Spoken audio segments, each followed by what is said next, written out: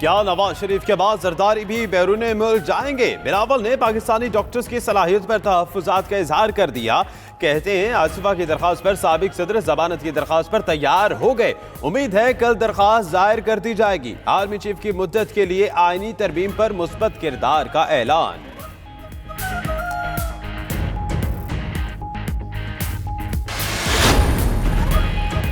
हुकूमत ने सियासी राबतों के लिए कमेटी कायम कर दी। परवेज खटक, असद उमर और शाह महमूद कुरैशी इत्तफाक़ी राय पैदा करेंगे। कौमी असम्बली का इजलास 4 दिसंबर को तलब। फवाद चौधरी कहते हैं आर्मी एक्ट में तरमीम पर इत्तफाक़ी राय है। अपोजिशन भी हुकूमत का साथ देगी।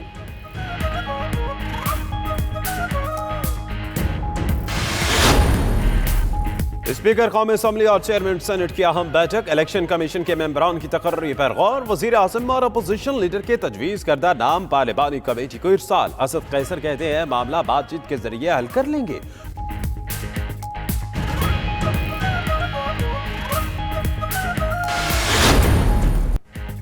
आलमी सतह पर हुकूमत के माशी इक़दामात का एतराफ़। आलमी रेटिंग एजेंसी मूडीज ने पाकिस्तान का माशी आउटलुक मनफी से बदलकर मुस्तहकम कर दिया। रेटिंग आउटलुक B3 बरकरार। दर्जे में बेहतरी मुल्की मईशत मुस्तहकम बनाने की हुकूमती कोशिशों पर एतमाद का इजहार है। वजारत खजाना का रद्द-ए-अमल।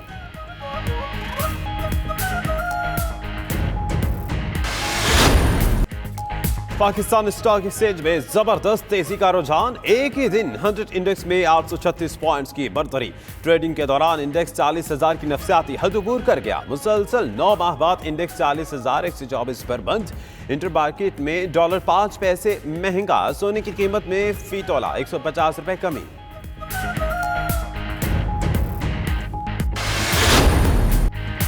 FBR के हरबे नाकाम में सुलाती शॉर्टफॉल 300 अरब तक पहुंच गया। रवा माली साल में जुलाई से नवंबर तक टारगेट 2117 रुपए था। FBR 1817 अरब जमा करा सका। वजीर आजम की जेर सदारत माशी टीम का इजलास। अटॉर्नी जनरल की FBR से मुतल्लिका केसेस पर ब्रीफिंग।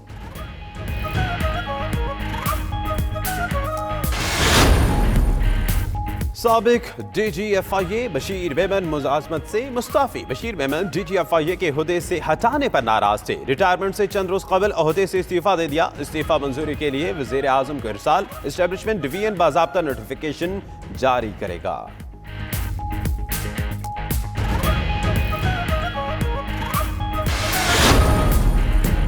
पंजाब में इतलात का कलमदान फिर फयाजुल हसन चौहान के सुपुर्द। वजीर आला ने फयाजुल हसन चौहान को दोबारा सूबाई वजीर इतलात बना दिया। सूबाई वजीर सनत मियां असलम इकबाल ने इतलात का इजाफी चार्ज अपने पास रखने से माजरत कर ली थी।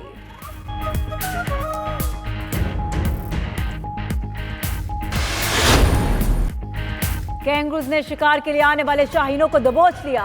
पाकिस्तान बैटिंग, बॉलिंग, फील्डिंग तीनों शोबों में नाकाम। दूसरे टेस्ट मैच में भी पाकिस्तान को इनिंग्स से शिकस्त। कौमी टीम पहली इनिंग्स में 302 और तीसरी में 239 पर ढेर। शाहीनों को मुसलसल 5वें टेस्ट सीरीज में व्हाइट वॉश का सामना।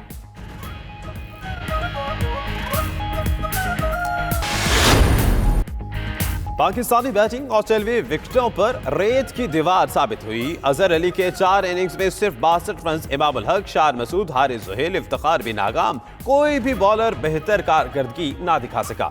कप्तान अजहर अली कहते हैं वो कारकर्दगी नहीं दिखा सके जिसकी उम्मीद थी। बाबर आजम ने अच्छी क्रिकेट खेली।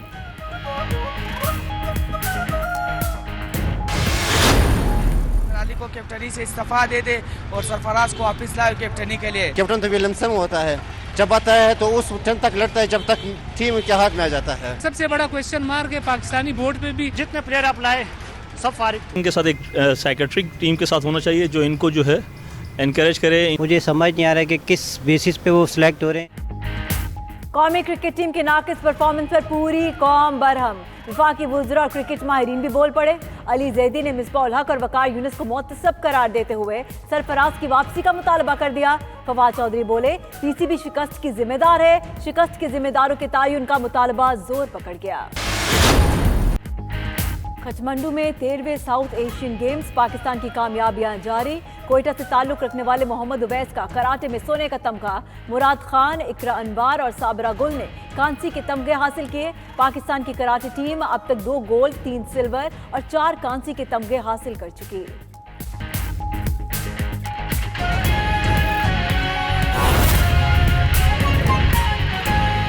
Chairman peoples party Bilawal Bhutto Zardari इस वक्त मीडिया से गुफ्तगू कर रहे हैं। चाहते हैं सदर जरदारी साहब ने तब तक हमें रोका था कि हम बेल के लिए अप्लाई नहीं कर सकते, लेकिन हमारे लिए, ख़ानदान के लिए, मेरे बहनों के लिए ये एक मुश्किल, यहाँ के डॉक्टर्स शायद वो काबिल होंगे, लेकिन हमें ज़्यादा सुकून होता कि हमें ना सिर्फ सेकंड ओपिनियंस लेने का मौका मिले, मगर वो इलाज हमारे स्टैंडर्ड्स के मुताबिक करवाने के लिए। तो इस बात पे आज सदर जरदारी साहब ने आसफा बीबी की रिक्वेस्ट को माना है और इंशाल्लाह ताला पाकिस्तान पीपल्स पार्टी सदर जरदारी साहब की मेडिकल बेल के लिए अप्लाई, बीबी की रिक्वेस्ट को माना है और इंशाल्लाह ताला पाकिस्तान पीपल्स पार्टी सदर जरदारी साहब की मेडिकल बेल के लिए अप्लाई करेंगे और उम्मीद है कि सदर जरदारी साहब को मेडिकल बेल जल्द से जल्द मिलेगा, ताकि वो जल्द से जल्द ये जो प्रोसीजर्स है जो यहाँ के डॉक्टर्स ने रेकमेंड किया है, ये वो जल्द से जल्द वो प्रोसीजर्स हो सके। उम्मीद है कि जब कल हम ये दरख्वास्त फाइनलाइज करके अप्लाई करते हैं तो इसका अच्छा नतीजा भी निकलेगा और हम सब सदर जरदारी साहब के सेहत के लिए दुआ गो है। साथ साथ मुल्क के जो सियासी सूरत हाल है हम पे काफ़ी लंबा गुफ्तगू चला सदर जरदारी साहब के साथ, और सदर जरदारी साहब आज भी अपने मौक़िफ़ पे, अपने असूल पे कायम हैं कि वो हम पाकिस्तान पीपल्स पार्टी अपना नज़रिया से, अपना मैनिफेस्टो से कॉम्प्रोमाइज़ करने को तैयार नहीं है। और चाहे वो 18वीं आइन की बात हो, चाहे वो जमहूरियत की बात हो, चाहे हमारा मीडिया की आज़ादी की बात हो, पाकिस्तान पीपल्स पार्टी अपना मौक़िफ़ से पीछे हटने को तैयार नहीं है। आज हमारा रिसेंटली 30 नवंबर को पाकिस्तान पीपल्स पार्टी का फाउंडेशन डे का जलसा कश्मीर में हमने रखा था। अल्हम्दुलिल्लाह बहुत कामयाब जलसा रहा। कश्मीर के नौजवानों, कश्मीर के ख़वातीन बड़े तादाद में हमारा जलसा में आए थे।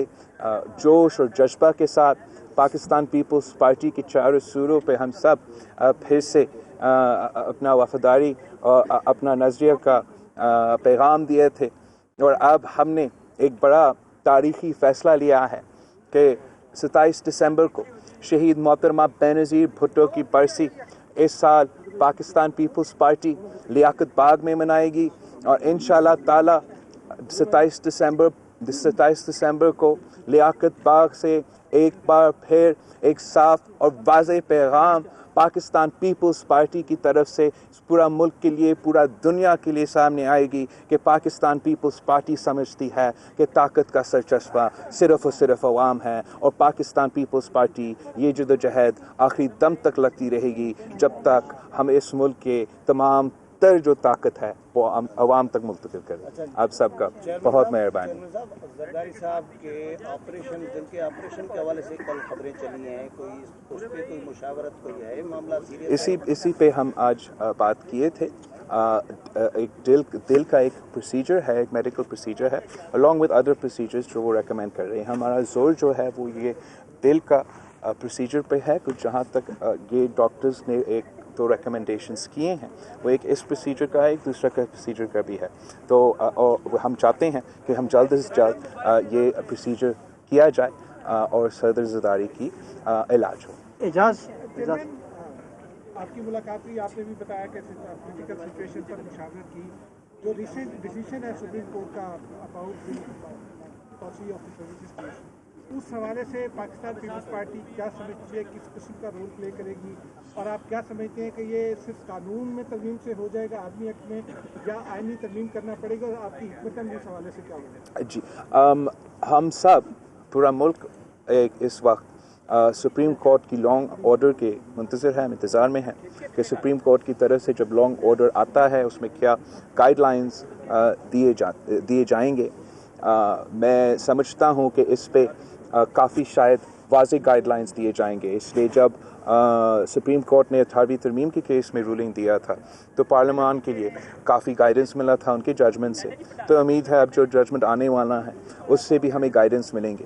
जो पाकिस्तान पीपल्स पार्टी के वकील हैं जिनसे मैंने मशवरा किया है, पाकिस्तान पीपल्स पार्टी के वकीलों से भी और जो बार्स में हैं, लॉयर्स हैं, उन सब का राय इस वक्त तक तो ये है कि एक कॉन्स्टिट्यूशनल अमेंडमेंट आना पड़ेगा, लेकिन इसका जो तफसील है हमें पता चलेगा जब सुप्रीम कोर्ट की तरफ से उनका लॉन्ग ऑर्डर आएगा।